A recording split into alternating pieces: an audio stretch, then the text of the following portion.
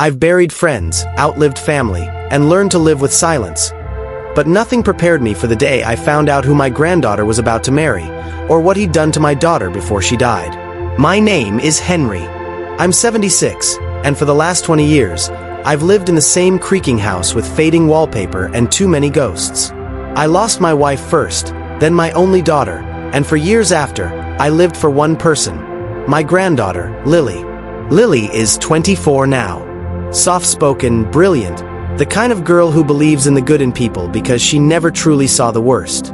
She thought she was lucky to find Daniel, a charming, polite, well-spoken man from a family of money and influence. The kind of man people say any girl would be lucky to have. But the first time I met him, something in me clenched. His smile didn't reach his eyes. He was too careful, too smooth, like he was reciting a script written by someone who knew exactly how to win people over. Everyone else was blinded by him. But not me. Because I had seen that look before, in the man who ruined my daughter's life and left her to die. That man was Daniel's father. He was never arrested, never punished, just quietly sent away overseas after what happened to my daughter. We were told she'd been reckless, that she had a breakdown, that she crashed her car under the influence. But she had bruises, she had trauma, and she had fear in her eyes for months before she died. And I never got the truth, until Lily brought Daniel home. I went quiet, pretended not to recognize the surname. But I started digging, and what I found made my blood run cold. Daniel wasn't just his father's son, he'd been trained by him. Raised to believe charm is control, love is power, secrets are weapons. He had a sealed record, reports from past girlfriends who mysteriously withdrew their statements. One girl was found unconscious in her apartment. No charges filed. Another fled the country. I pieced together every report, every photo, every name. When I tried to tell Lily, she looked at me like I'd lost my mind. "You're just afraid to let me go," she said. "You hate seeing me happy." That cut deeper than she knew. She said I was bitter, jealous, controlling. I didn't argue, because I knew Daniel had already done his work, isolating her, turning her against me, just like his father had done to my daughter. So I stayed silent, until the night before the wedding. He came to my house alone, uninvited, wearing that same perfect smile. He sat across from me like it was a game. "I wanted to thank you," he said, "for raising her, for keeping her so obedient." I didn't respond. He leaned forward. His eyes were cold. "But she's mine now, and she'll never believe you. No one will. You're just the old man with too many pills and too much whiskey." Then he stood, adjusted his cufflinks, and added, "You lost one daughter already. Try not to lose this one too." And then he left. I stared at the door long after it closed, hands trembling. I hadn't cried in years. But that night I did. Because I knew what was coming. And I knew I had to stop it. But I couldn't go to Lily. Not yet. She wouldn't believe me. Not without something real. Something undeniable. So I made one last call. To someone I hadn't spoken to in over a decade. The church was packed. White roses at every aisle. A grand chandelier flickering above. Guests dressed like royalty. Photographers poised at every angle. Daniel stood at the altar in a crisp suit, flashing his polished smile, whispering charms to his best man like nothing in the world could touch him. And then, the music swelled. Lily appeared at the doors. Beautiful, nervous, glowing. Her arm looped through mine, because even after everything, she'd still ask me to walk her down the aisle. Said she didn't want to fight anymore. Said we could talk after the wedding. But I wasn't going to wait. With each step, my heartbeat pounded louder than the music. Because I wasn't just holding my granddaughter's arm. I was walking her into a lie. And it was about to end. We got to the altar. She leaned forward to kiss my cheek, and I whispered, "Look at the second row. Left side." She blinked, confused, turned, and her breath caught. Because seated there, dressed in black, was a woman no one expected. Rachel. The girl Daniel almost married 6 years ago. The one who'd vanished. Whose family had claimed she'd moved to Europe. But she hadn't. She had disappeared because Daniel had nearly destroyed her. And now she was here, holding a folder full of documents, medical records, police statements, photographs, and something else. The engagement ring Daniel had given her. The same exact one he gave Lily. Gasps rippled through the crowd. Rachel stood. Everyone turned. She didn't shout. She didn't cry. She walked forward with that ring, stopped right at the altar, and handed it to Lily. "I wore this 6 years ago," she said, loud enough for everyone to hear. "Until he started choking me with the same hands he just used to button your dress backstage." The church went silent. Daniel turned white, then red. He lunged forward, but someone else stood up in the crowd. Her father. Rachel's father. A retired police officer who hadn't been able to prove anything back then, but now had a flash drive full of messages Daniel thought he deleted. Audio, texts, voicemails, evidence. Lily stepped back from the altar. Her veil slipped. Her bouquet dropped. And then, she slapped Daniel across the face so hard the entire room flinched. She didn't run. She didn't scream. She turned to me and said, "Take me home, Grandpa." And I did.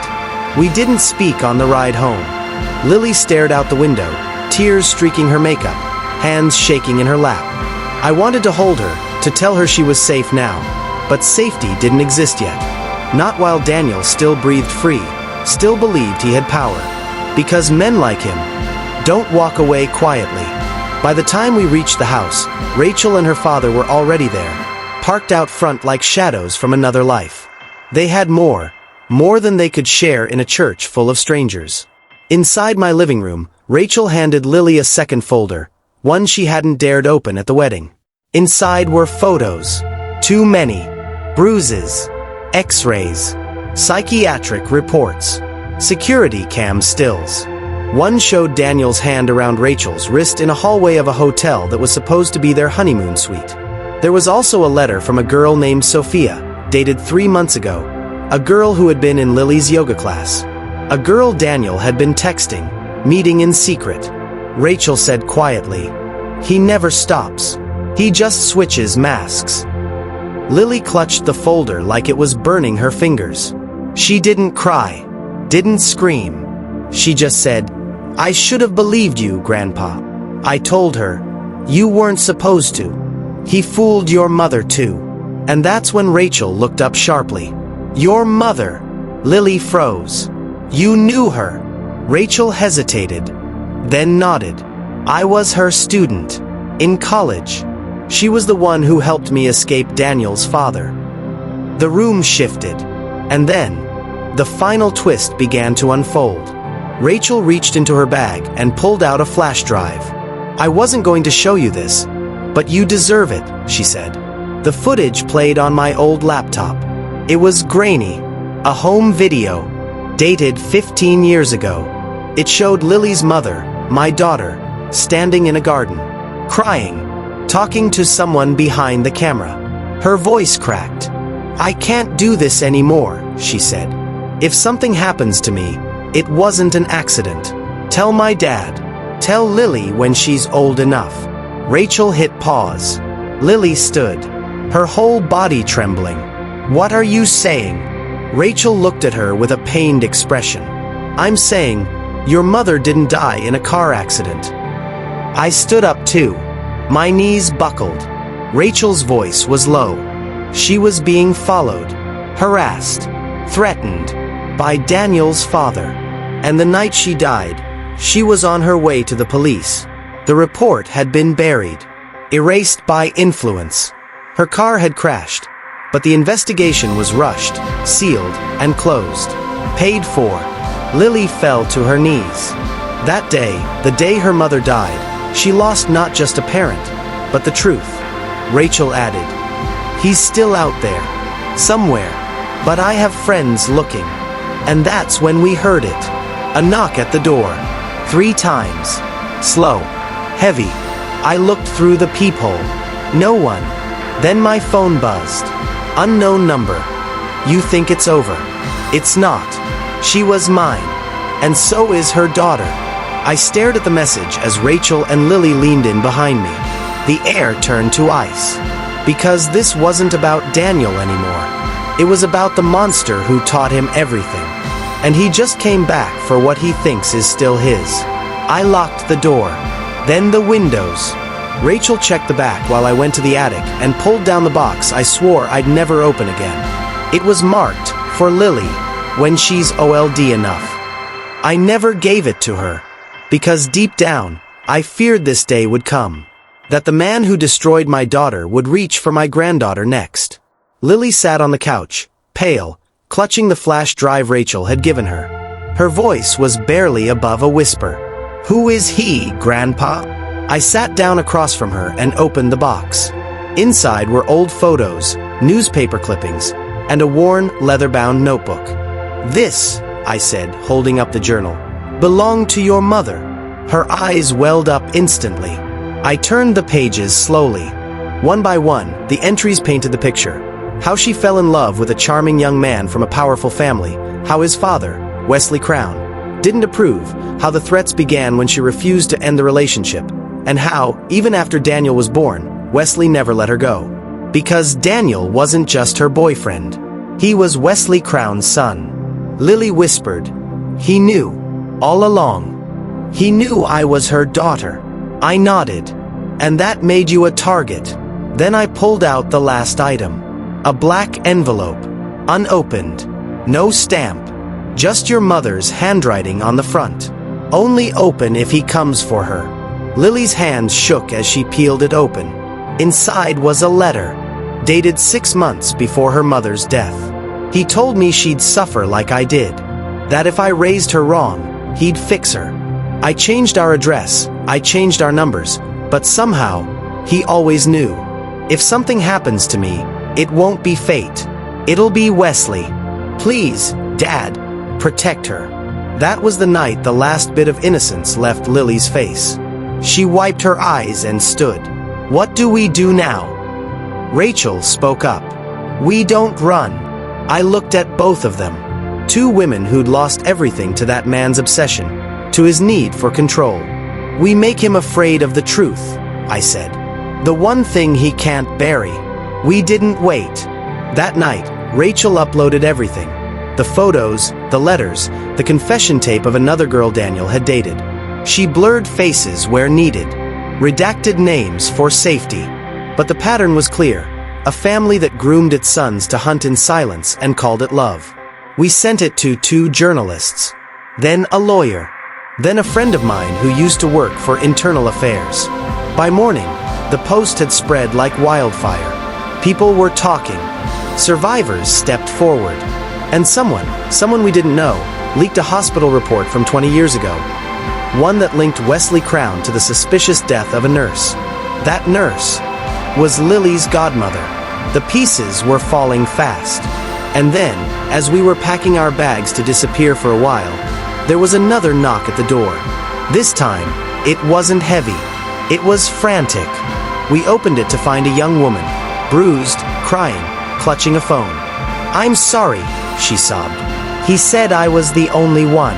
But when I saw the video online, I knew you were telling the truth. I had to come." Behind her, a black car sped past and screeched around the corner. I pulled her inside. Lily helped her to the couch. Rachel locked the door. And I realized, this wasn't just our fight anymore. It was bigger. Because monsters like Wesley don't just haunt one family. They build kingdoms on silence. And now, we were burning that kingdom down. The girl who arrived that night, her name was Ivy. Barely 22, and already marked by the same pattern of lies Daniel and his father had used to trap so many. She told us Wesley kept a second house outside the city. Hidden. No security cameras. No records. That's where he took the girls he didn't want anyone to see. Rachel called her media contact immediately. The moment Ivy handed over text messages, voicemails, photos, everything changed. This wasn't just a story anymore. It was evidence. and it sparked an investigation. 3 days later, the police raided Wesley's second home. They found a locked basement. Inside, a wall covered in photos. A file cabinet filled with documents on every woman he ever followed. And in one drawer at the very bottom, a folder labeled Julia Harper, Silence. Julia, Lily's mother. My daughter. The folder held a full confession, written by Wesley but never sent. A twisted letter bragging about how he orchestrated Julia's accident, how he made it look like an anonymous crash, how she was getting too loud.